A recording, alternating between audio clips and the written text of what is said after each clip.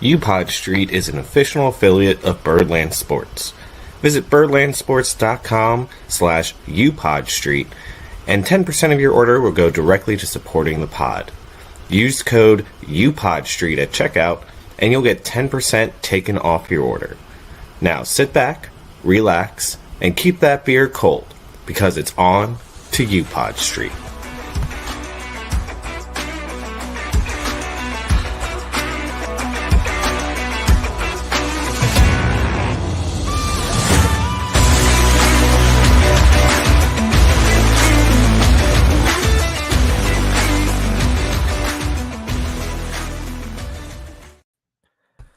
Welcome to UPod Street. As always, I'm your co-host, Jimmy Horn, and joining me is Jack Bain. And Jack, can I just say, holy cow, the Orioles have been playing some good baseball. You planned that out so far before this episode. I know you did. Dude, just call me the next Carrot Top, man, or the next Cow Top, as it may be. You are rolling right now. Oh, man. I got to say, Jack, I want to start the episode off with a story. Can I paint you a word picture? Please. So, about a week ago, I'm planning out with Ashley where we got tickets for a couple games this week, and I said, hey, for Wednesday's night game, would you want to wear matching outfits? She responded, depends. What's the outfit? And I send her a picture of these cow floppy hats and cow t-shirts, right? Yeah. And she said, yeah, I'll do that with you. Cool, right? So I'm watching yesterday my Amazon order tracking, wondering if it's going to arrive in time for us to go to this game. And it does. And then the lineup comes out, and Colton Cowser is not in the lineup. Oh. And I am heartbroken because I want to wear these cow outfits. Yeah. So I text her. I say, well, he's not in the lineup. Do you still want to do it? She's like, well, it's totally up to you. And I'm like, you know what? It's fun. It's goofy. Let's do it anyways. Maybe he'll get in the game later. So we do it. And let me tell you, Jack, people loved it. Yeah. We had ushers asking to take our pictures. We the security people were like, oh, can I take a picture of you guys? Everyone loved it. People were just stopping us and mooing at us. And so we get there and we're game's about to start, and I kind of say to her, I'm like, Ryan O'Hearn is in right field. Ryan O'Hearn, not really a great outfielder. Yeah. I'm wondering if later in the game, if the Orioles are winning, if Colton Cowser comes in as a defensive replacement. Yeah. Fast forward to the 8th inning. Orioles are up 2-0. Defensive replacement for Ryan O'Hearn, Colton Cowser. Which, of course, we then get really excited. Everyone's pointing at us, and we're like, yeah, Colton Cowser. Cool. Braves then hit a 2-run home run off Keegan Aiken. Thanks a lot, Keegan Aiken. And as this happens, we're kind of sitting down, and the woman next to me the entire game has been asking her friends every baseball question imaginable. She doesn't know baseball at all. She's been asking what's going on, all that stuff.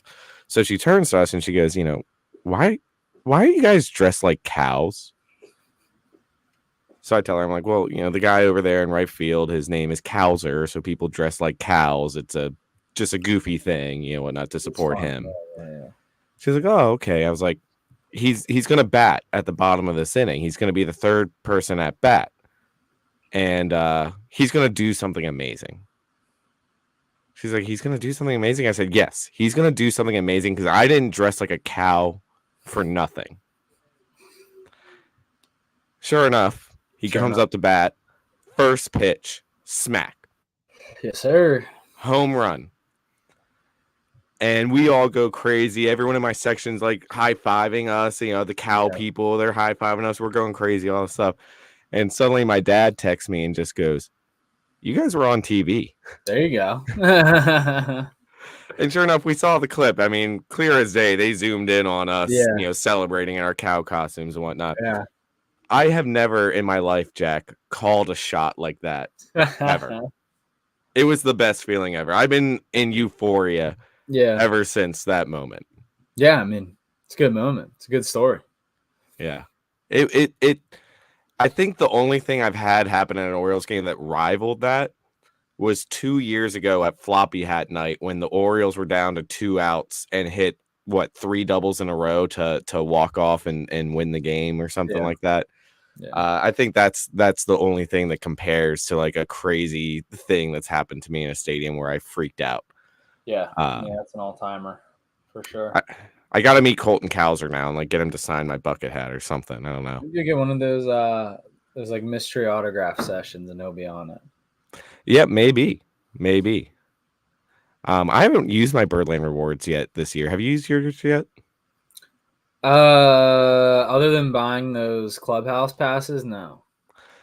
I'm so mad. So did you get the Birdland members survey in your email? I believe so. So it said when you fill out the survey at the end, you get a voucher to get some rewards points. Oh yeah, yeah, I did do that. So I filled it out. No Guess point. what I didn't get? Yeah, I guess I didn't either. I was No, kind I of didn't. mad. I tried to like reply to the email saying, "Hey, where's my voucher points?" and it just bounced back saying this isn't a valid email. Yeah. Well, tough, Member services. Where are you? tough, tough, tough, tough. Jack, you were at the game today. You I also was. said you ended up on TV. I did. Did it was in the third inning. I was one of the Masson cutaways or cut back twos. I like it. How did you know someone texted you? About 7 people texted me. It was- Dude, what are people? It's a middle of the day on a Thursday. Don't you people work? I mean, you could say the same thing about me. I was at the. Okay, fair. Didn't mean to call you out like that. That was literally me. I was at the Orioles game instead of working. You know, a little sick day here Oh, or and there. Networking, is that what you said? networking. Yeah. Oh, well, fair enough. Jack, we've missed a lot of good baseball in the 2 weeks we've been gone. Yeah, Orioles and beyond. There's been a lot of good baseball. Probably due for a little bit of a standings update. Front runners and possible deadline sellers are now coming into our line of sight. Obviously, there's some teams that are, 20 games under 500, like the Colorado Rockies, and then there's other teams, surprising teams who are 20 games above 500, like the Cleveland Guardians. So, we'll bounce around all the divisions, start in the National League for once, feel like never start in the National League. The Philadelphia Phillies pretty much have taken the NL East already, right? Like it feels like that they've already ran away with that division. They're 9.5 games up on the Braves. Braves losers of 6 straight up until today. Really, really lagging behind here. Followed by the Nationals, the Mets, and the Marlins. All 3 of those teams under 500. Some more exciting than others. The Mets, still 3.5 out of a wild card spot. And the Nationals actually a game and a half out of a wild card spot. So, you think about the NL wild card, and it's not taking a lot to make it this year. I was going to say, because both those teams feel like they're awful, and yet they're not far out of a playoff spot. Yeah, it's kind of weird. Like the Giants are in that 3rd spot right now. They're a game under 500. San Diego Padres season ended today. They're a playoff team. Doesn't really feel like it, but and then just like a lot of teams that couple games under 500, they're all in contention. Like really the only 2 teams that aren't in real contention are the Rockies and the Marlins, both around 10 games out. Everybody else is 3.5 or lower. So yeah, not taking a lot. And I mean, that's a product of the balanced schedule, right? Like you're playing a lot of different teams more. You're out of your division. Good teams and divisions don't have the opportunity to beat up on the bad teams as In the much. season. What was that? It's also a product of the fact there's like 100 games left in the season. So being right around 500 this time of year, you are going to be close to a playoff spot. And that might be different 2 months from now where people start to separate themselves. Yeah, I think that we've just never seen it in this severity, right? Like I feel like in June, mid June, you can kind of tell like which teams are out, right? And obviously, I would say that the Mets are probably out of the playoffs, just the way that it's been going. But on paper, like 3.5 games, it's not a ton of games. A lot of talk about moving Pete Alonso around. Yeah, I mean, I feel like July, the deadline, obviously, is when you know if a team's out or not. But right now, everybody's kind of hanging around. Um, in the NL Central, like it's kind of the same thing. You got the Brewers, who are at the top. They're 6.5 games up on the Cardinals, who are the second place team, who are 1 game under 500, followed by the Cubs, Reds, and Pirates, who are all 2 to 4 games under 500. So that's really. I mean, I would pick the Brewers to win that division right now, but in theory, it's still up in the air. NL West, obviously, the Dodgers at 42 and 27 are at the top there, followed by the Padres, Giants, Diamondbacks, Rockies in that order. Diamondbacks still kind of struggling. Bit of the World Series appearance hangover, probably call it. Them and the Rangers, man. Yeah, and the Rangers too.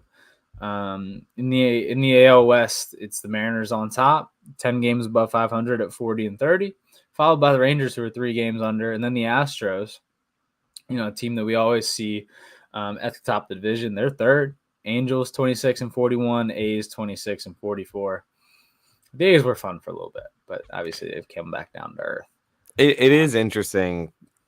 We say this all the time. Baseball is weird. Yeah. And it is just one of those, like, the A's just had this weird hot stretch for a while there. Took 2 out of 3 from the O's. And then all of a sudden they've just come crashing back down to like, oh yeah, these are the A's. That's when like young teams who have something there, but just not enough, they come back down to earth. In the AL Central, alluded to the Guardians a little bit earlier.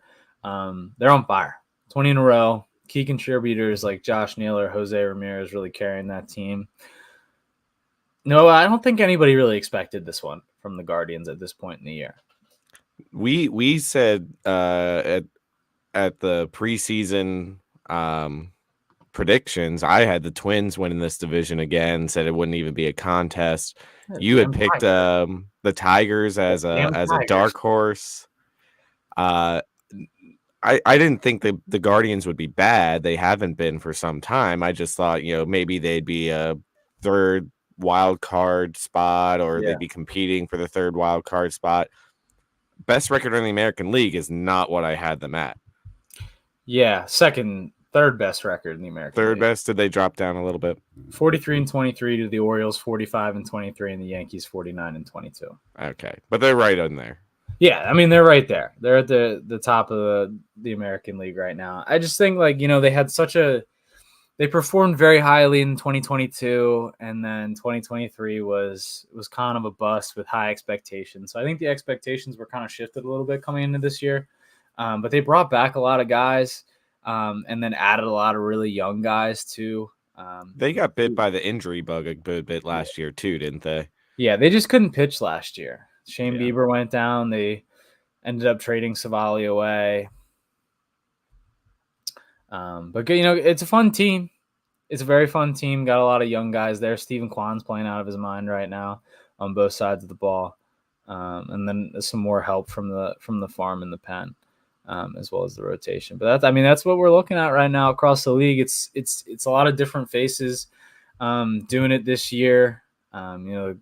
Obviously the Mariners have been around the top of the division for the past few years, but they've never been able to get over that hump. So them being in first right now is a change of pace, obviously, from the Astros.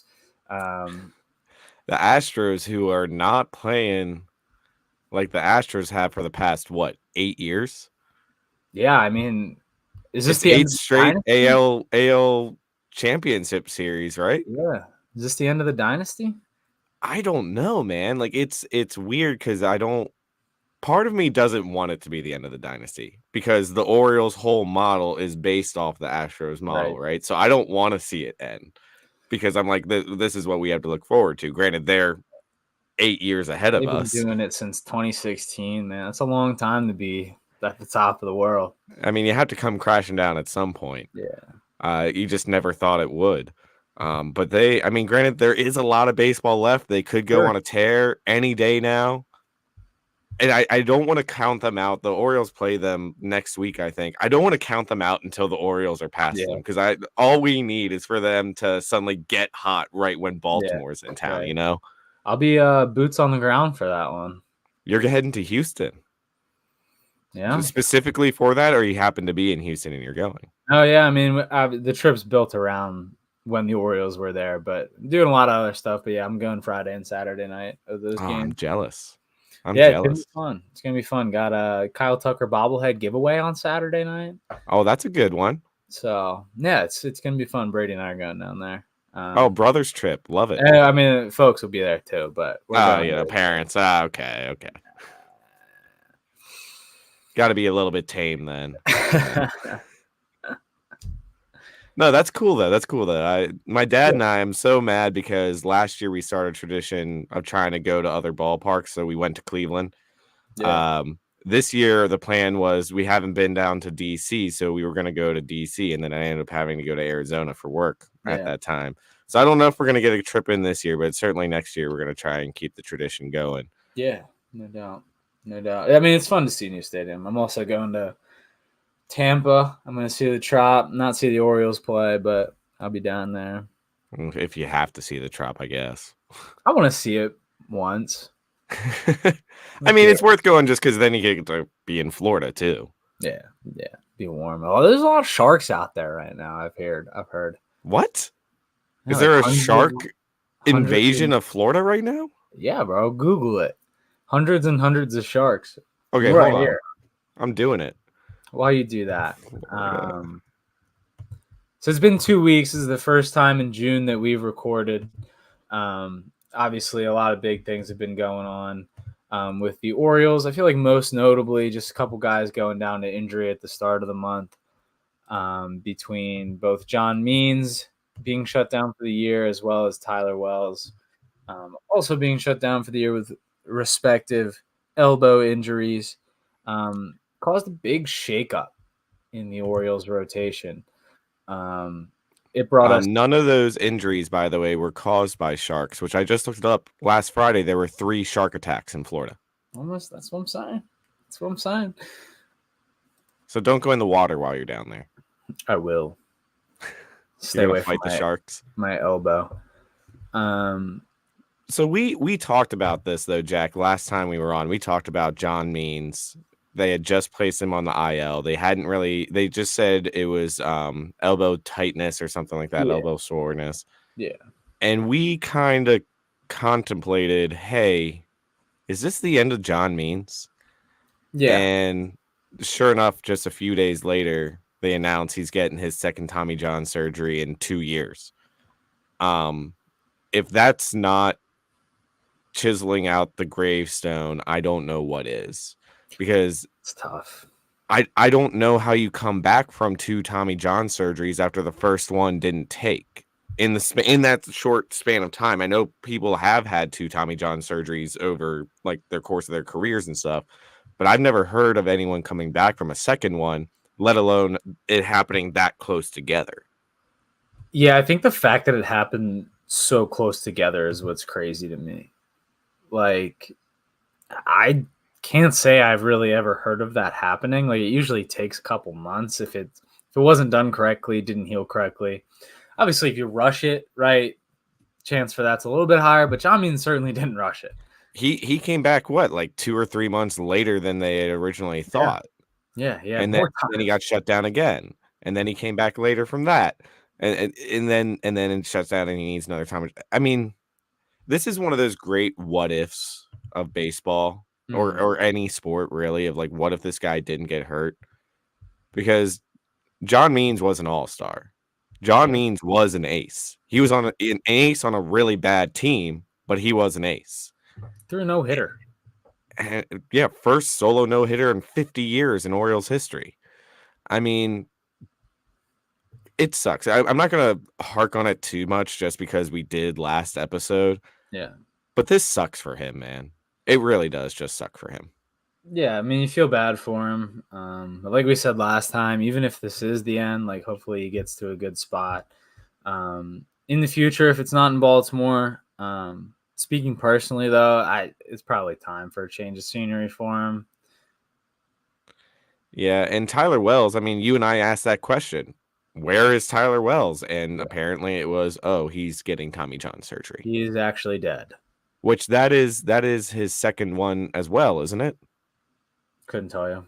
I think when he was a reliever back in like 2020 or something like that, I think he got Tommy John surgery.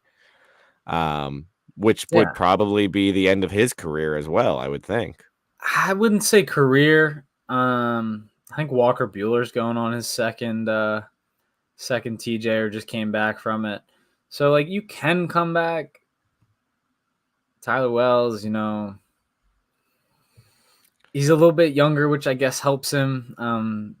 But I mean, taking 2 years off pretty much from baseball is tough for a guy that hasn't proved it yet, right? Yeah. Has had half good seasons, but never really put a full season together. Right.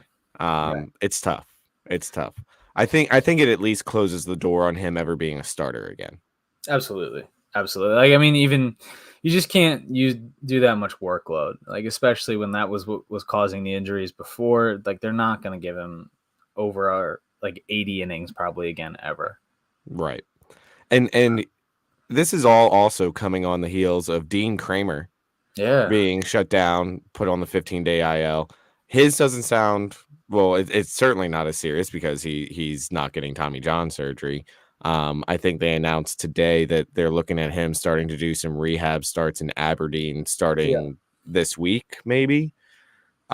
Which is good news for Dean. Here's the thing, though, Jack. If I had told you at the beginning of the season that come June, Dean Kramer, Tyler Wells, and John Means were all going to go onto the IL, and the Orioles rotation was still going to be ranked like second or third best in the league as far as ERA is concerned, would Yeah. you have believed me?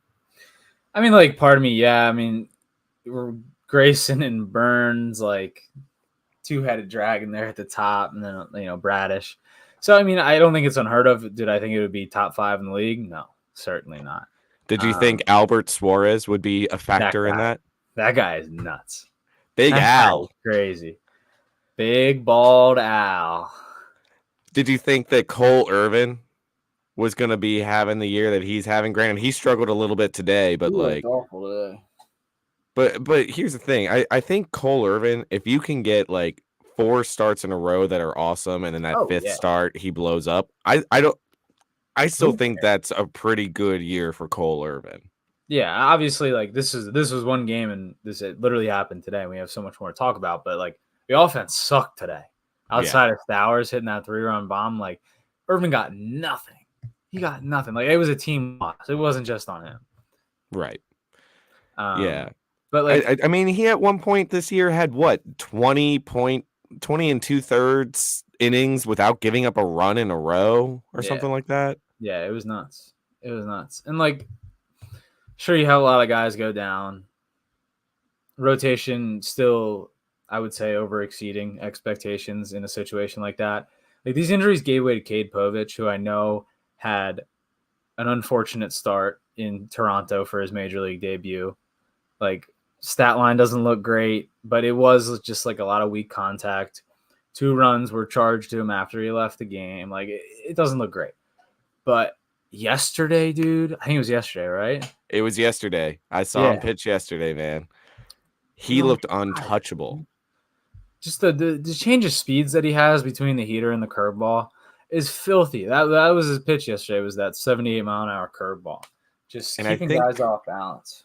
I think he had a killer sweeper. I think that's what it was too. Yeah, sweeping curve. That just I mean, maybe that yeah. So it was the curveball, like you were saying. That thing just Yeah, it just falls off. dives. Just falls off. And that's awesome that he was able to bounce back from that first start that probably didn't feel great on your major league debut, but you get in front of the home crowd, right, on a random Wednesday night in June, and you shove. Like, that is so exciting. It's Can we really talk exciting. about too? Remember 2 years ago, Buster Olney giving the Orioles an F for trading Jorge Lopez away?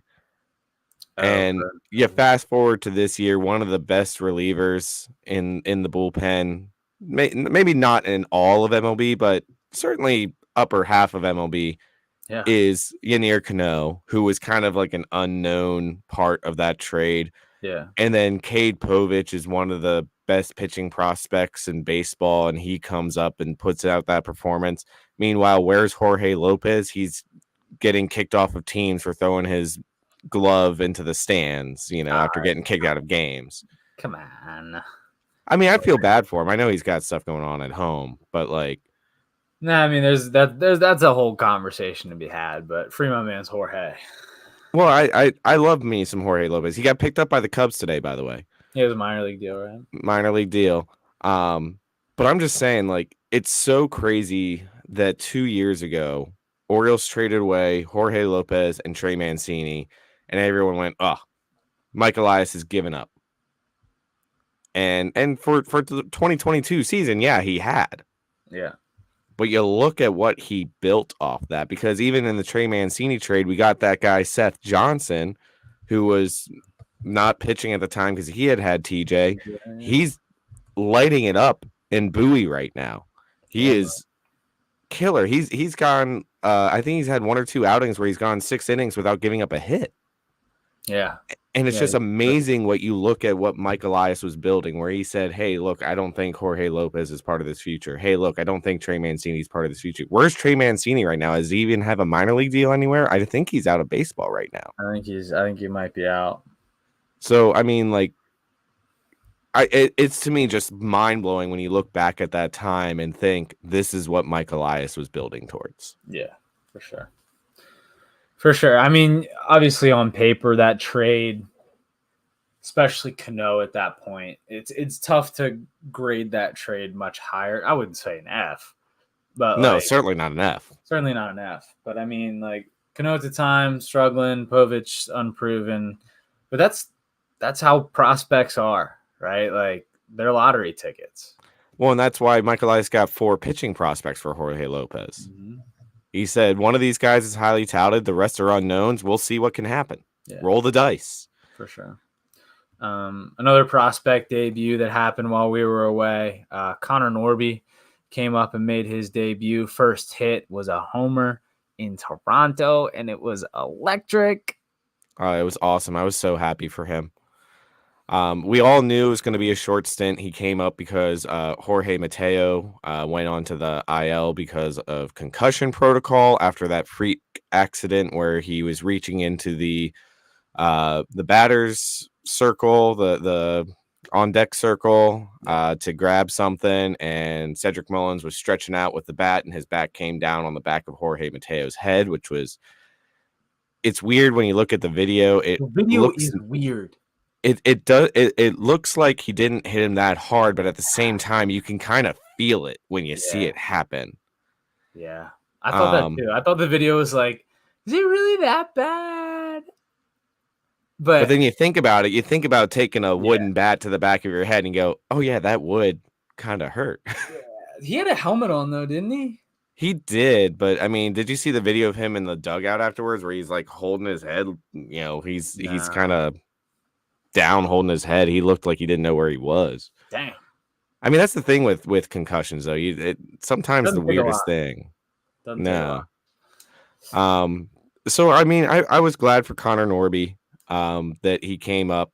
He did well in the little bit that we got to see of him. We all knew it was going to be limited because Jorge Mateo, who would have thought, again, looking back at our preseason predictions, Jack, who would have thought that we were sitting there going like, oh no, Jorge Mateo went down with an injury. It's nice to be wrong. I enjoy being wrong. It's great that he's having such a good year. Obviously, concussion probably took a little bit out of him. I know he had a great game yesterday. Had a great game yesterday, and 2 days ago was his first game back, and he hit a 3-run home run in Yeah, his first right. at bat back. Yeah. Today he looked a little out of character, especially on defense. I thought just a couple balls that usually he makes look routine. I mean, they were not easy plays by any means, but a couple balls that he makes look routine. Just wasn't getting it done. Had a weird throw to Gunnar at short that would have got Irvin out of an inning, and it kept it going. But yeah, glad he's back. I think he's gonna keep going. I think, right? Here's a Like, question for you, because Connor Norby came up, played well, yeah, but he's not the future second baseman of this team. no, Future second baseman of this team is obviously Jackson Holliday. yeah. So where does Connor Norby fit into this equation moving forward? On one hand, depth is phenomenal. As we've seen this year, having so much depth is great because injuries just happen. But also, Connor Norby, is he a talent that you want to just hold in AAA indefinitely and just bring him up whenever you have injuries? I mean, Yeah. probably not. But Yeah. that's what's happening with a lot of. I mean, you look at Kerstad, you look at Norby, you look at Kobe Mayo, who did get injured, and he's making some rehab starts in single A coming up here soon too. Yeah, he made one tonight. Yeah, okay. So today was his rehab start. I mean, what do you do with him? Yeah, it's tough. It's tough because you could ask the same question for like 4 different guys that are in triple. Does he have a spot on the 2024 Orioles? Probably not. Probably not. But moving forward, it's just going to be who's still around after this year. The Jorge Mateos, the Ramon Uriases, like wherever there's a spot, like there's somebody who's ready in triple to come up. So it just Yeah, depends on who they move away from after this year or even at the deadline. But because like you could say stick Norby at third, you got Holiday at second, Gunnar at short, Mountcastle first, and then you leave guys out like Westberg, who's lighting the world on fire. Again, like you said, Kobe Mayo. I mean, he's rehabbing, but one of the better prospects in the Orioles system. And you could say the same thing about the outfield too. Like, how long are we going to stay on Hayes and Mullins? When is Kerstad going to get a real shot? I think obviously Kowser is probably here to stay. But yeah, guys chomping at the bit in triple. Santander's in the last Yeah. year of his contract. Yeah, I mean, there's just guys chomping at the bit.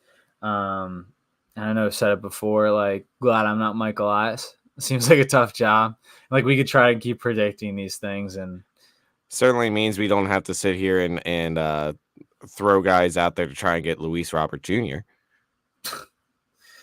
yeah, Everyone's yeah. I asking mean, where he's going to go with the season the White Sox are having. 17 wins, huh? Yeah, there's a team you can count out. Yeah. I saw Talking Baseball recently had posted a question of how many games in a row would the White Sox have to win for you to believe that they could be a legitimate playoff contender. 25. 20, yeah, 20. It's at least in the 20s. Yeah. Oh yeah, 20 plus. Yeah. One more note about Mayo. My buddy who is he works for WBAL. His name's Nick Testoni. He does a 3-hour sports talk show every couple times a month, and he had a guy on, blanking on the name. He wrote for the Virginian Pilot, covers the Tides, and he probably had like a half-hour interview on the radio one night, and he said that the biggest prospect that they have down there, and he thinks that the one who is the most foolproof, has the most game, is Kobe Mayo. He said like the way that just he takes batting practice and just plays the game, goes about his business is unlike anything like that regular prospects have, right? Like Kobe Mayo is gonna be that one. And I just thought that was interesting because like you don't hear stuff like that like out of AAA because there's just not that many people like covering minor league baseball. But when you hear stuff like that, you get inside like real conversations that these guys are having with other players, coaches, reporters, other media members down there. Like it's just cool to get a different look at it. So yeah, I just want to, it's a little shout out there too. So first of all, we have to get your buddy Nick on the pod. We keep talking Absolutely. about that, and we Yeah, haven't done it yet. We need to. Also, Don't- Jason Benowitz. I promise you, bud. I messaged you preseason that we want to do an interview with you, and we haven't done that yet. We will. Don't worry. We've been Um, slacking.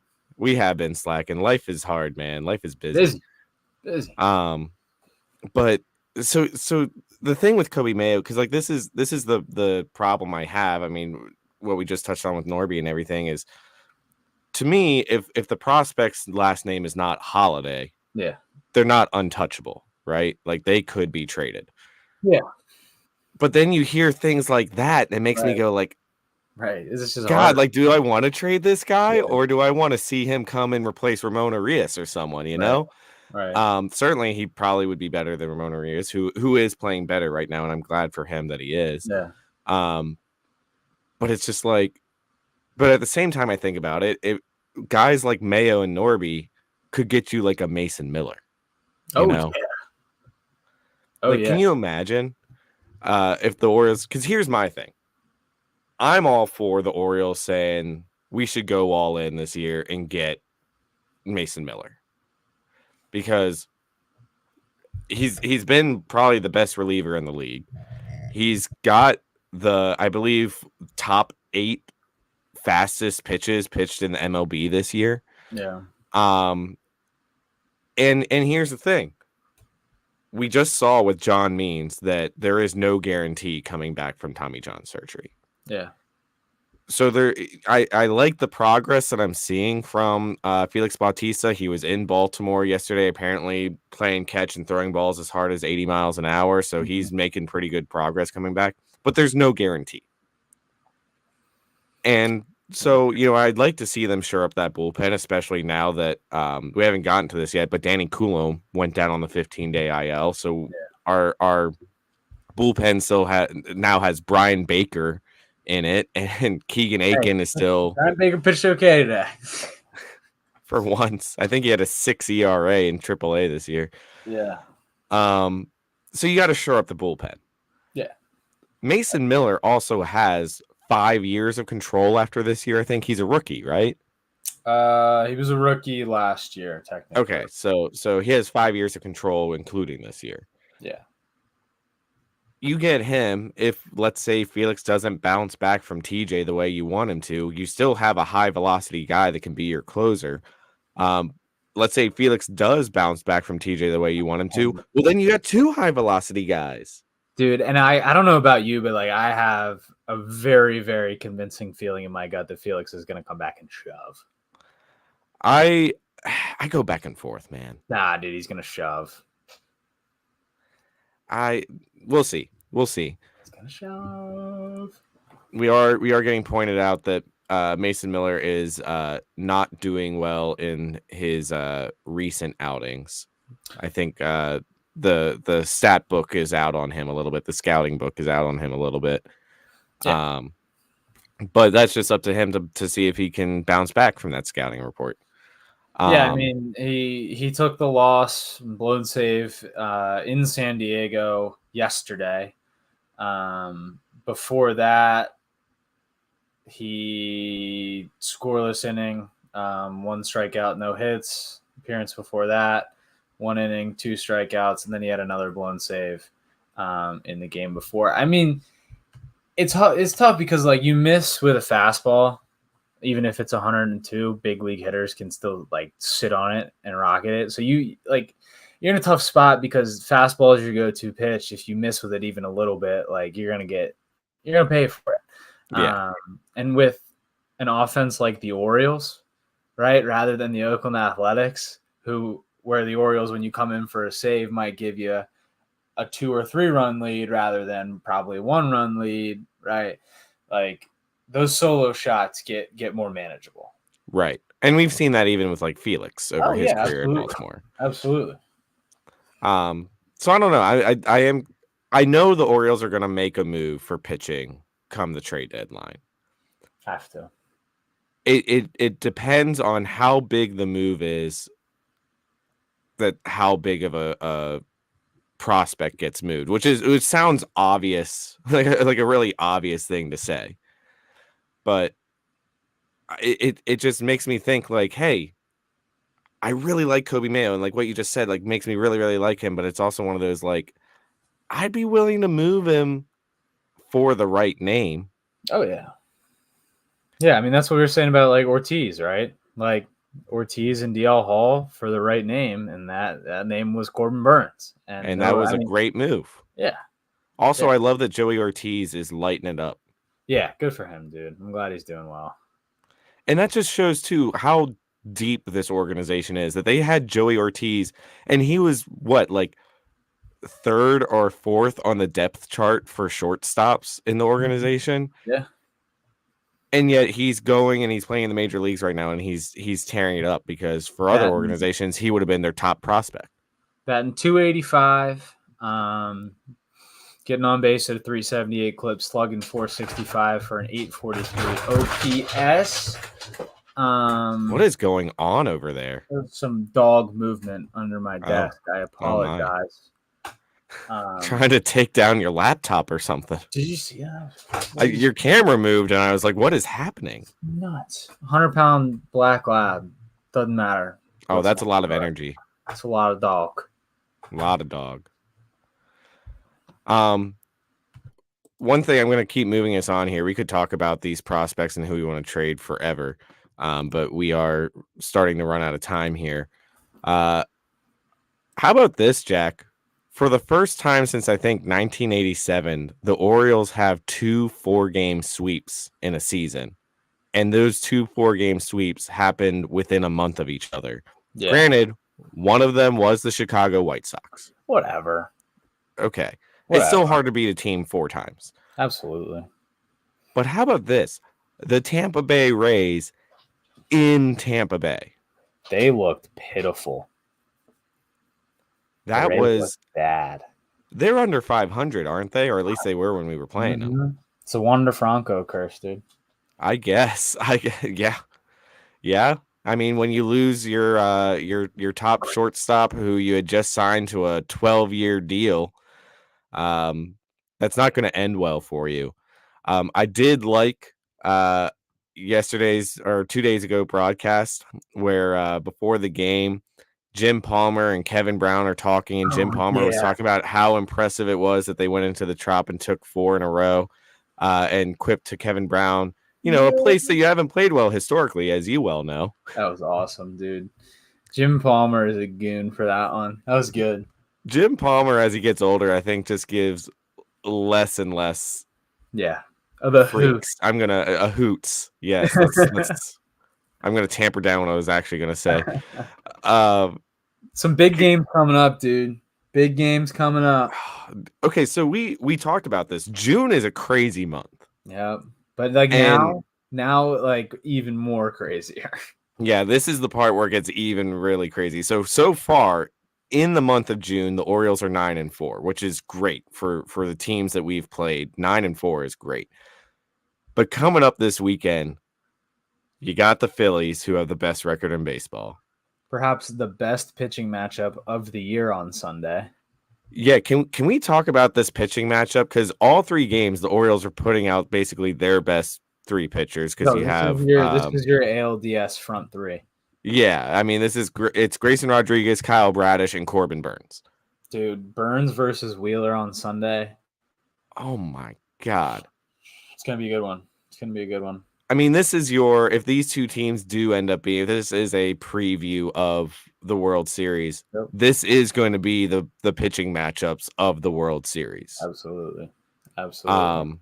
And it's so wild too, because both teams are high-powered offense, and both teams are going up against really good pitching. And I don't know whether to take the over or the under for the runs for these games, because it could go either way. Yeah, as long as the O's offense shows up and doesn't do what they did today, it's going to be a dogfight all weekend. Like, the Phillies are ready. Like, it's going to be a dogfight in the stands, because you had enough Philly fans saying that they want to come take over Camden Yards. I think I know for a fact Saturday and Sunday are sold out. Yeah. I had tickets for Saturday. I couldn't go Saturday, so I switched them to Friday night. And even that, there wasn't a lot to choose from Friday night. So Friday night by this point might be sold out as well. Probably, yeah. I mean, I was looking at resale stuff because I want to go, obviously. But I just $60 to even to just get in the door right now is nuts. Do you want to go tomorrow?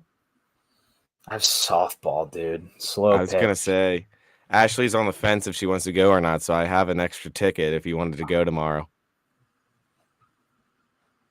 Think We're it over. short-handed. Short-handed tomorrow. They At need you. 7 They need you, o'clock. man. I get it. I get it. Don't worry. We'll make do. We'll cheer louder to make Please, up for your lack of presence. please, please, please. So like you have the best team in the National League come to town, and then you got to go to the best team and division rival in the American League in the New York Yankees. I Ooh. see. This is another one that I go back and forth on too, because I try to like quell my nervousness for going to the Yankees by going, well, we took 3 out of 4 from them, and it didn't even look hard when we did. But also, Aaron Judge was sleeping and has awoken from his Right, hibernation since then. right. And then on top of that, like you go to New York as opposed to being in Baltimore. That's a factor. That little league ballpark, they just hit home runs in all the time because pop up is a home run there. You going back to the back end of the rotation. So your pitching is still like you're not good because all your good pitching is going up against the Phillies this weekend. Yeah. So your back end of the rotation is going to be going up against the Yankees. Yeah. The Yankees have a better record. They won a lot of games, so obviously they're good. Yeah. I will say this though, when you look at who the Yankees tend to get hot against, it's not against good teams. Yeah, I will say, like, I know that was kind of the topic of discussion earlier in the year. They're doing much better against teams that are above 500. They're now sitting at a 19-11 record. The Orioles have a 20-8 record against teams above 500. So they're really not like slouches anymore. Like, I think the Yankees have proved what they've needed to prove. But regardless, like it's still going to be a good game. I know the Orioles got the back end of the rotation coming up, but we will see Grayson again in that series on the back end. Won't see Burns, I don't think. I don't think it evens out. No, it wouldn't be enough time for Burns. Yeah. You get He'll Grayson come again, up you against got the series after that, which is the Houston series that you're going to. Woo! I still haven't seen Burns pitch in person yet. It'd be funny if I did it in Houston for the first time. You weren't at opening day? No. I thought you were for some reason. No, I remember now. You couldn't go. It's Green Terror time. That's right. That's right. It's kind of wild that in the middle of the June it feels like we have playoff baseball. Yeah, absolutely. Absolutely. And I mean even after we play the Astros in Houston, you get 3 at home against the Guardians. Which, as we talked about earlier, surprisingly, really good this year. Yeah, I mean any team that's 20 games above 500, like it's got to have some playoff atmosphere to it. After that, you have the Texas Rangers, who, maybe we can get a little bit of revenge there. Please. But Texas Rangers, surprisingly, not as good this year as they were last year. Sunday night game there in that Rangers series that was flexed from 1 o'clock to 7 o'clock. So I feel like this was around the same time last year when the O's got on Sunday Night Baseball against the Yankees. It was like beginning of July, so this is end of June. So yeah, it would be right around then. Legacy game. Can we talk about how ESPN had a big swing and a miss by not making Orioles, Phils, Wheeler, Burns, Sunday Night Baseball, and they're doing. I think they're doing Red Sox, Yankees. Yeah, crazy. Absolute swing and miss. Missing out on so much. I mean, like the stadium's going to be bumping. Mm-hmm. 2 studs on the mound, and you want to see the Yankees beat the crap out of the Red Sox. Like, it just makes no sense.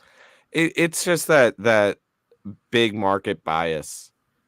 Yeah. But even then, like I think Philly is a big enough market that you would have drawn a national crowd. Philly's been in the NLCS the last like 3 years. Yeah. The Orioles are the team on the rise. Like everyone's talking about the Orioles now. We're not. Last year, it felt like it took so long because it was like, even though we knew the Orioles were a good team, yeah, like nationally, people still thought the Orioles were the Orioles of the last like 30 years. Yeah. and so I understood it then. But the Orioles are a known quantity now. For sure. For sure. I mean, you now you see all different kinds of media outlets talking about the O's. I think he was talking baseball today. Posted something about the O's being overshadowed by the Yankees. Like the Orioles are doing this whole thing quietly, which I think that they did last year too, and even back end of 2022 they were doing it quietly then too. So I mean, like they can. I would rather have the Yankees overshadow us. I'd rather have expectations low and have people think that the Yankees are going to take the division from the Orioles like it's nothing. Like I'd much rather have that. Well, that's what happened last year, but it was the Tampa Bay Rays, except over the Right. Orioles. Right. I'm not that's one thing. I posted a tweet out today because people were freaking out that the Yankees were possibly going to win that game, and luckily the Royals walked it off and They did. whatnot. The Royals did walk it off. But people are scoreboard watching a lot, and it's June. Here's my thing. It's June. Like, Yeah. you go back to this time last year, the Orioles were still, even though they were playing well, they were still like 5 or 6 games behind the Tampa Bay Rays, partially because they got off to that super hot start. Who ended up winning the division. Like, there is so much baseball left. Like, I know it's hard because it is the Yankees, so they get so much more press. Yeah. But try to put the blinders on and just focus on winning series. As long as you win series, like things will start to fall in place because the Yankees will start to drop a series or two here or there. That's where you start to pick up the pace a little bit. Like this is going to be a dogfight for the rest of the season. Yeah.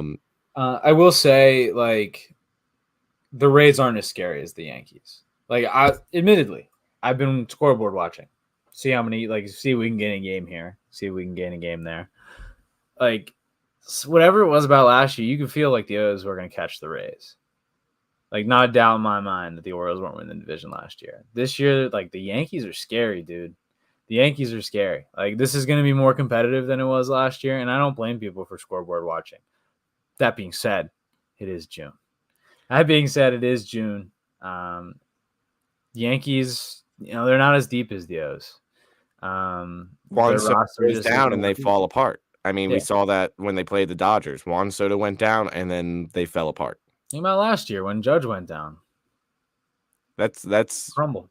And Judge is a guy. I mean, he's put together one full season in his career, maybe 2.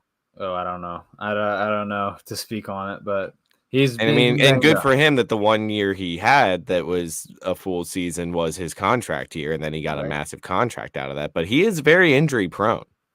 Yeah, I mean, I wouldn't be surprised if something happened again this year. And I'm not rooting for that. Let me just point that out to you. I'm not rooting for that. I'm just saying it's a big possibility. Yeah, I mean, Soto kind of had a scare last week. I know he's back in the lineup now, but stuff happens, man. Like, it get weird.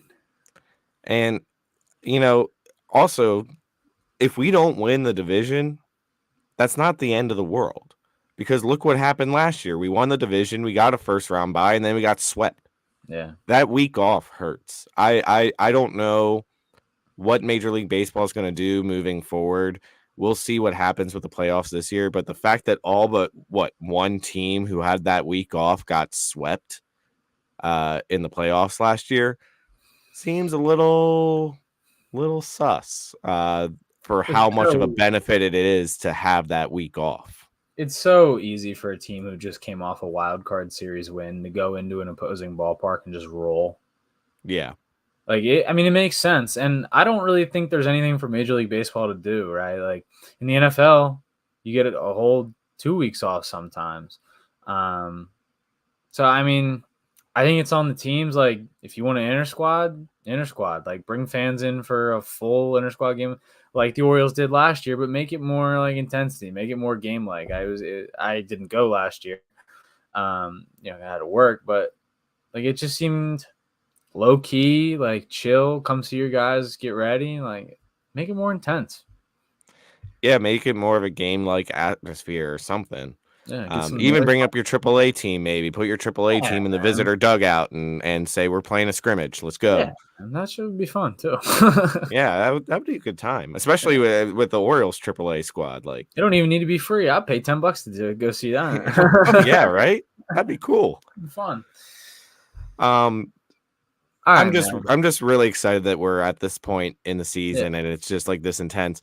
Here's what's going to be crazy, Jack. I haven't looked at the rest of the season, but I mean, this is the most difficult part of the season. no doubt. There's no way that there's another part of the season that has this difficult of a schedule. Yeah, no doubt. If the Orioles can get out of this, I said when they went into this stretch where they're playing 3 against the Braves, who are not as much of pushovers as they've looked recently. They're Yeah, still a fairly good team. they But showed that today. 3 against Braves, 3 against Phillies, 3 against Yankees. I went into this three series stretch and I said if the Orioles can come out of this going like 6-9, that's phenomenal. You If think you'd be if they okay with 6-9? well, if they would, or not 6-9, 6-3. Sorry, 6-3. So Okay. 6 out of 9. 6 out of 9. Yeah, I got you. Apologies. I got you. That's just me. Numbers, math, whatever. It's been a long day. But that's winning each series 2 games to 1. For sure. If they come out of this going 5-4, I think that's a more realistic, but like a win. Yeah, I mean, I would still look at that as a positive. Yeah. So it's going to be tough because I don't think they win all 3 series. I think the one that they're most likely to lose is probably against the Phillies just because they are so hot right now. But nobody hit the panic button if they lose the series against the Phils or even lose the series against the Yankees. If they get swept all 3 of these series, maybe panic a little bit. Yeah. But nah, I mean, like even if they lose all the series, like I still wouldn't panic. A lot of good teams, especially having to go to New York. Yeah. Having the Phillies at home is a huge advantage for sure. So I mean, if I had to, guess, I think it's series win against Phils, series loss against the Yanks, series win against. Well, we already had the series win against the Braves. There you go. There's my prediction. I predict that they win. Oh, they did. All right, man. I'm just excited, and I think like from here, if we can get momentum going, building off these really good games, as we then play some easier opponents, not the Cleveland Guardians as we talked about, but as we play some easier opponents, like it's gonna all start rolling downhill in a good way. We're gonna get a lot of momentum moving forward, and maybe that's what allows us to catch the Yankees down the road.